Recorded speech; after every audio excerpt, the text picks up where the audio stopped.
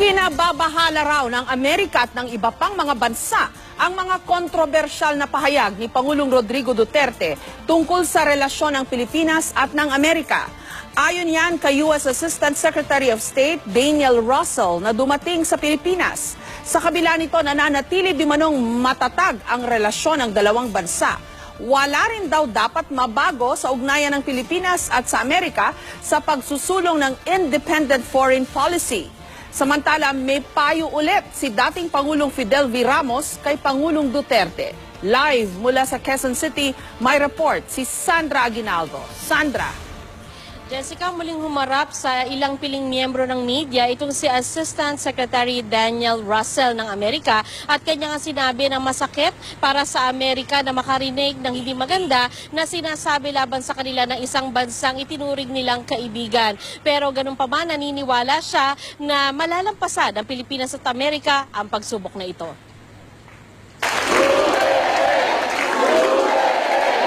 Ilang araw matapos ang kontrobersyal na pahayag ni Pangulong Rodrigo Duterte kaugnay sa separation o paghiwalay ng Pilipinas sa Amerika sa larangan ng militar at ekonomiya, dumating sa Pilipinas si Daniel Russell, US Assistant Secretary of State for East Asia and the Pacific. Sa pulong nila ni DFA Secretary Perfecto Yasay Jr., ipinarating ni Russell ang anyay pagkabahala ng ilang bansa kasama ng Amerika sa mga pahayag ng Pangulo. I pointed out to Secretary Yasay that the succession of controversial statements and comments and a real climate of uncertainty about the Philippines' intentions has created consternation in a number of countries, not only in mine. This is not a positive trend. I told them that it was intended simply for the Philippines, for the Filipino mindset to separate themselves from that paradigm of dependency and subservience to foreign interests. So it has nothing to do with breaking any relationship with the United States or breaking diplomatic ties. Sabi ng opisyal ng Amerika, kung independent foreign policy ang nais ng Pilipinas, walang dapat baguhin sa dati ng ugnayan. So it's a mistake to think that improved relations between Manila and Beijing somehow come at the expense of the United States. That's not the way that we think about it. This should be addition and not subtraction. Tinawagan din sa telepono ni US Secretary of State John Kerry si Yasay. Matapos nito, binisita rin nila si Defense Secretary Delfin Lorenzana. A big part of the message that Secretary Kerry has conveyed, that I convey, is that there is a deep wellspring of affection and a deep wellspring of respect between the United States and the Republic of the Philippines. The United States remains a steady and I hope trusted partner, a strong ally. We stand ready to honor our commitments. We stand by international law and we stand by the Philippines. Nabanggit din niya kay Yasay na sumusuporta ang Amerika sa kampanya kontra droga pero nababahala rin sa bilang ng namamatay. But I also reiterated the importance that we place and that others place on due process and respect for the rights of citizens as an important part of protecting our communities as well. And the growing uncertainty about this and other issues is bad for business as well. Sa huli, kapwa nagsabi ang dalawang opisyal na mananatili ang ugnayan ng Pilipinas at Amerika. Ayon kay Political Science Professor Richard Heydarian, mabuti na nilinaw ni Pangulong Duterte ang kanyang pahayag kaugnay na ugnayan ng Pilipinas at Amerika. Sa kanyang pananaw, hindi raw tamang putulin ng ating bansa ang relasyon nito sa Amerika dahil hindi raw malinaw ang disposisyon at intensyon ng China. Oo, magandang trato nila sa ating Pangulo. Oo, nag-sign tayo ng potentially $24 billion of deals. Pero wala pa tayong nakikitang goodwill sa China pagdating sa West Philippine Sea, pagdating sa Panatag Shoal, pagdating sa mga Kalayaan Group of Islands at saka yung mga ibang areas ng ating exclusive economic zone. At ang ating best insurance policy dyan ay United States. Sa tingin ni Haydarian, estratehiya ng Pangulo ang mga sinabi niya tungkol sa Amerika para maging mas epektibo ang negosasyon ng China at Pilipinas. Pero ang ginawa ni Duterte, posibleng magbunga raw ng kalituhan. Dapat sana si Pangulong Duterte, he has to be less emotional and more measured in terms of his language. Sa column ni dating Pangulo Fidel V. Ramos sa isang pahayagan, nagpayo siya kay Pangulong Duterte. Anya, kung walang mabuting sasabihin, mainam pang manahimik na lang. Sabi pa ni Ramos, kung panay ang pagpapa-impress sa pamamagitan ng mga salita, lalong humihina ang kontrol ng isang tao. Isa pa ang payo ng dating Pangulo, umaksyon, huwag makipagtalo. Samantala na i-turn over na sa Philippine Air Force ang ikalawang C-130 cargo plane mula sa Amerika. $61 million o nasa 1.6 billion pesos ang ibinayad ng Pilipinas para sa dalawang C-130 na kinuha ng Pilipinas sa pamamagitan ng US Excess Defense Article o EDA program. Ang seremonya kanina, pinangunahan ni US Ambassador Philip Goldberg. Patunay lang daw ito na hindi basta-basta mabubuwag ang samahan ng Pilipinas at Amerika.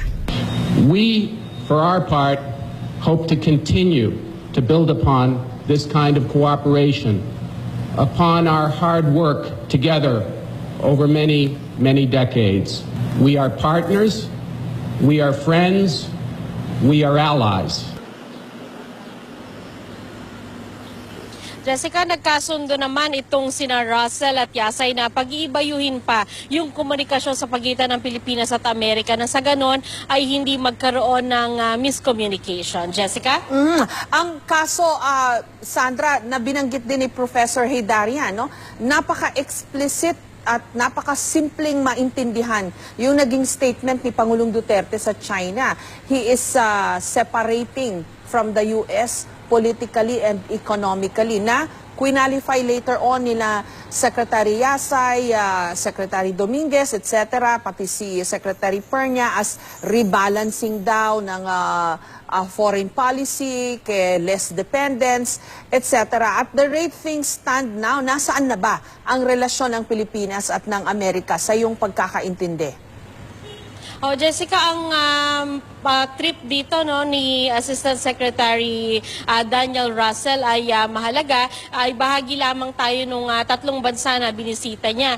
For example, pupunta siya sa Thailand, pero ito ay para makiramay doon sa pagkamatay ng kanilang hari. Pero pagpunta niya sa Pilipinas, talagang very specific din kung ano yung kanyang pakay at hindi nila ito tinago, no? At nagpa-interview pa nga sa media kanina umaga at ngayong hapon at kanyang sinasabi talaga na sila ay gusto nila na maging to clear the air ika nga sa pagitan ng Pilipinas at Amerika dahil at kanya ring very frank or straightforward na sinabi na yun daw mga pahayag kasi ni Pangulong Duterte ay hindi nakakatulong ika nga at maaari pa nga ito magpadala ng pangamba doon sa ilang mga bansa kabilang na nga ang Amerika. Jessica? Kasi doon sa tono ng pananalita ni Secretary Yasay na gusto daw natin ng independent foreign policy, hindi ba yun naman ang officially foreign policy ng Pilipinas sa ngayon? So parang sinasabi niya na hindi pala independent foreign policy ang meron ng Pilipinas ngayon kasi gusto niya pang gawing mas independent. Parang medyo it doesn't make sense, di ba? Yes, Jessica, ang sinasabi ni Assistant Secretary Russell nga ay ganon. Kung halimbawa ang pakay pala ay maging independent, hindi nadidiktahan at may kalayaan na mag-decide kung ano yung magiging pakikitungo sa ibang bansa, ay masasabi raw na yan naman na daw yung present situation, meaning prior dito sa tinatawag na so-called pivot to Asia ng administrasyon. Ganun pa man, ang ini-insist kasi rin at pinaniniwalaan ng administrasyon, masyado naging sunod-sunuran di umano yung nauna sa kanila dito sa bansang Amerika nga, Jessica. Kaso, Sandra, dito sa laro na tinatawag nilang geopolitics ngayon because of the South China Sea issue, no? Ang Amerika, may tinatawag na pivot to Asia dahil gusto nilang tulungan ang mga bansang katulad ng Pilipinas, Vietnam na merong territorial dispute with China. Kaya nag-pivot to Asia sila. Pero ang Pilipinas, siya naman ang nag-pivot to China. Parang ganun yung nangyaring laro ngayon. So, ano ba ang may nagbago ba sa ating sitwasyon with America given yung mga naging pananalita nga ni Pangulong Duterte sa China? Jessica, kaya nga kanina natanong din natin yan kay Assistant Secretary Russell dahil may mga pananaw ang ilang analyst na kung ang Amerika ay nag-pivot to Asia at ito nga ay kumbaga inaasahan nila syempre yung kanilang partner na bansa gaya ng Pilipinas para sa tulong sa kanilang posturing dito sa Asia. Pero kung ang Pilipinas pala ay parang lumalayo mula sa Amerika at papunta na sa China, parang na-tilt daw yung balance of power at ito ay pumapabor ngayon sa China. Pero nung tinanong natin niya kay Assistant Secretary Russell, hindi niya sinagot ng diretso. No? Pero ang sinasabi niya, he is confident na maayos din ang gusot na ito sa pagitan ng Pilipinas at ng Amerika dahil siya daw ay pinangahawakan nila yung malalim at mahaba na kasaysayan ng dalawang bansa at pagkakatugma raw ng mga prinsipyo at paniniwala sa demokrasya. So, feeling nila sa hinahaba-haba ng relasyon, 100 years, hindi raw basta-basta matitinag ito, Jessica. Okay, on the other hand, Sandra, meron ding mga analyst na nagsasabi,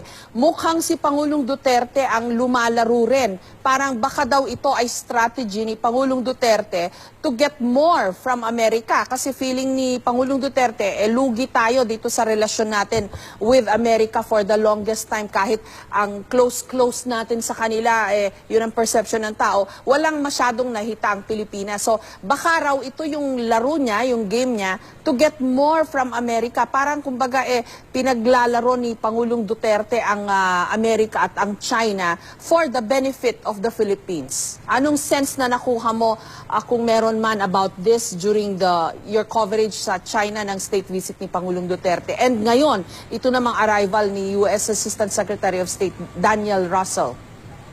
Okay. Yung patungkol sa sinasabi na maaring ito ay isang strategy, hati rin kasi yung mga analyst dyan kasi merong mga analyst na naniniwala dyan nung una. Pero nung masyado na daw kumiling ang Pangulo or ang administrasyon towards China, parang nawala yung strategy, nawasak, ika nga. Pero meron pa rin namang umaasa na ito'y isang strategy. Ngayon, kung na-alienate mo naman masyado Amerika, parang masyado ka nang lumayo, parang hindi nila makita yung logic doon, parang yung alas mo ay hindi mo nagamit. Gaya na lang halimbawa yung decision ng Arbitral Tribunal. Ganun pa man nung itanong natin yan kay Assistant Secretary Russell dahil nga may mga pananaw yung iba na parang kasi naman daw parang tira-tira or scraps yung binibigay niyong tulong sa Amerika. Nag-enumerate siya ng ilang mga tulong nila na hindi nila pinabayaran or kung ito man ay may bayad. Ito kasi daw ay naayon doon sa posturing din ng Pilipinas para sila ay o para tayo ay magkaroon ng magandang pwesto dito sa ating pinag-aagawang mga teritoryo para daw maging independent, quote-unquote, ang Pilipinas at ito ay magkaroon ng sarili niyang lakas para labanan yung external threats niya. At interesting din to know, Jessica, na nabanggit nitong si Assistant Secretary Russell na parang para sa kanila kailangan yung Pilipinas na kaalyado nila ay may sarili ding lakas. Mahalaga daw sa kanila yon. Hindi daw nila nanaisin na ang kanilang alyado sa Asia mahina at umaasa lang sa kanila. Dahil doon din naman daw sila huhugot ng kanilang lakas kung yung kanilang kaalyado malakas din, Jessica. Maraming salamat sa iyo, Sandra Aguinaldo.